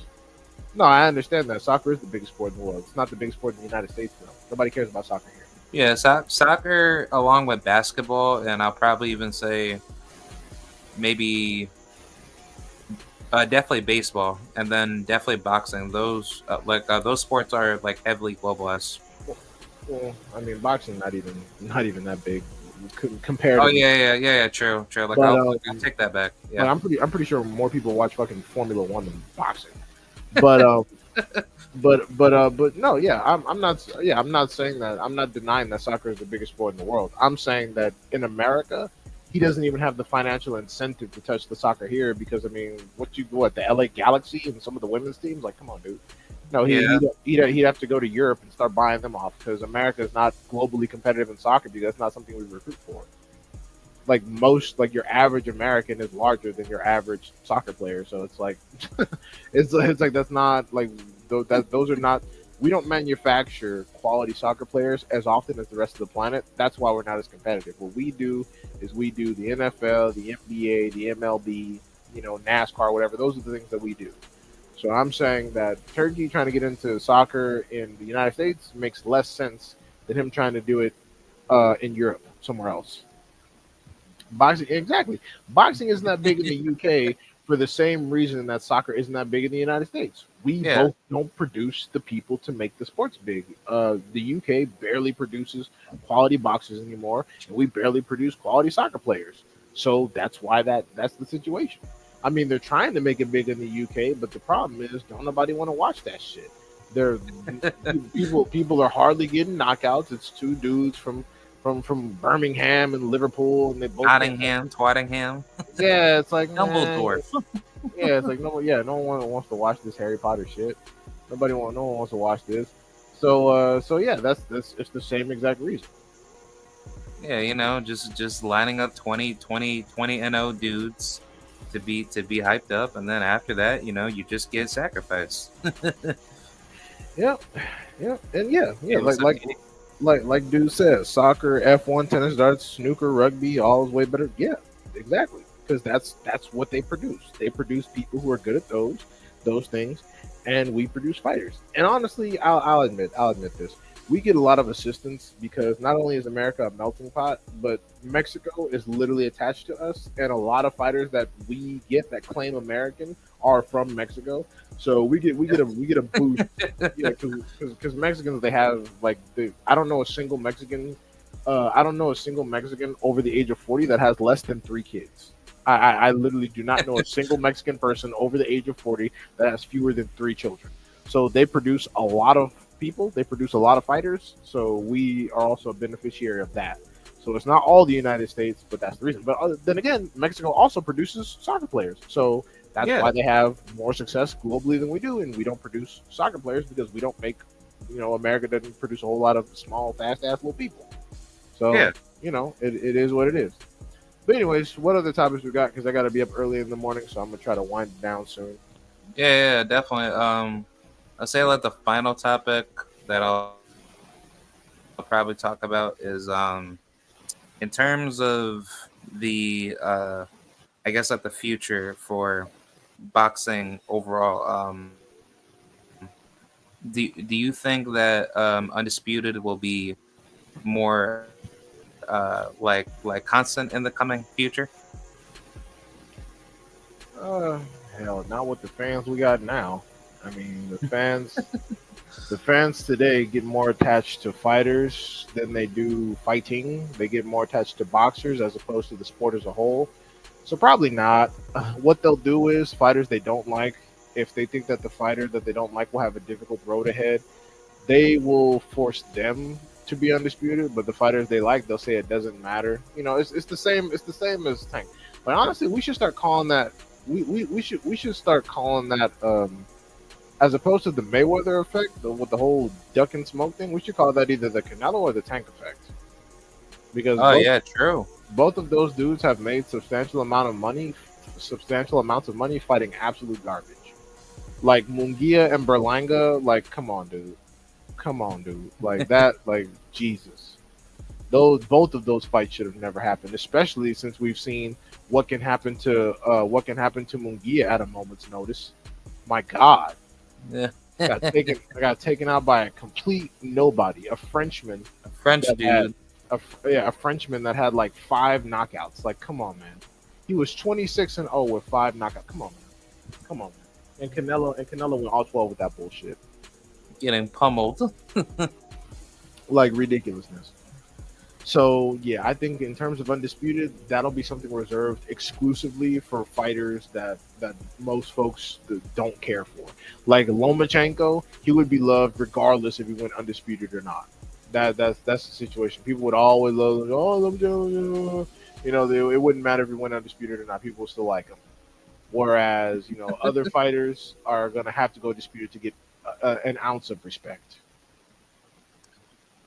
Yeah, I think like the championship situation in multiple weight classes is just pretty wild, and I would hope the big fights come, but I just think like there's just gonna be too much yapping online, and like I just feel like that let the like boxing competition pool is just gonna get weaker and weaker. But I would hope there would be like a new breed of champions that can try to like bring back like the old days of boxing. But I think uh I think as of now boxing is pretty dry. Well, I mean, we see guys trying. Like we see Stephen Fulton, we see Devin Haney, we see Boots, we see who else we see trying to make these fights. Um, well, Liam Farrow did what he needed to do, but he ended up losing to Garbage Hitchens, which I really didn't want to happen. God, Oh yeah, Richardson Hitchens. Hitchens is so annoying. I can't stand him. Super lucky Lomachenko, fighting him. yeah, Lomachenko. There was a time where he was about it, but not no more. He's on his way out.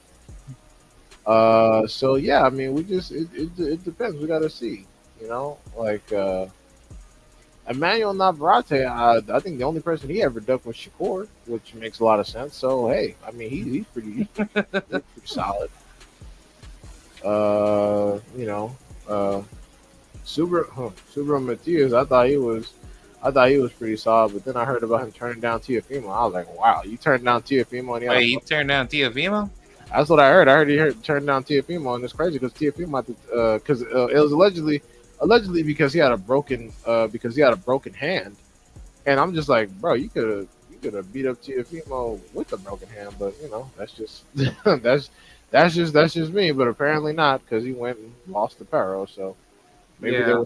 maybe there was some logic in that, but yeah. So we'll see. Yeah, I'm not super optimistic, but we'll see. Okay. Yeah. Yeah. I think that's pretty much it for me. I think overall, it's like it's been like a decent year.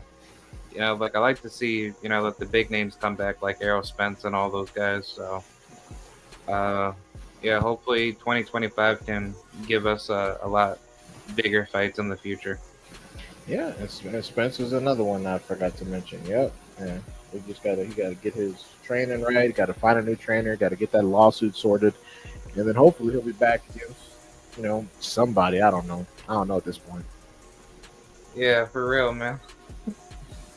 Yeah, but I think that's about it. I'll just call it right there, and definitely have to do another show in the future. Absolutely. Thank you very much for having me on. You all make sure to continue to like and subscribe, and I'll see you next time. Yes, sir. All right, I will talk with you later, bro. All right, take it easy. Yep. All right, guys. That was a pretty good show. Shout out to DHive. He's a good person to chat with. But yeah, appreciate you guys. Shout out to you, Mo Boxing. Shout out to you, Shawa Allah. And shout out to TD Sports Talk. Thomas, thank you for coming by. And Bruce Boxing, Gas. Bruce Gas, Boxing and Jazz. Yeah. Shout out to you. And that's pretty much it. I'll definitely come back in the future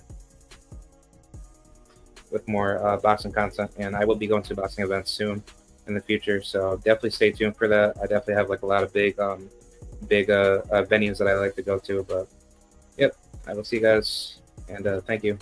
And here's the outro, and I will see you guys soon. All right, peace.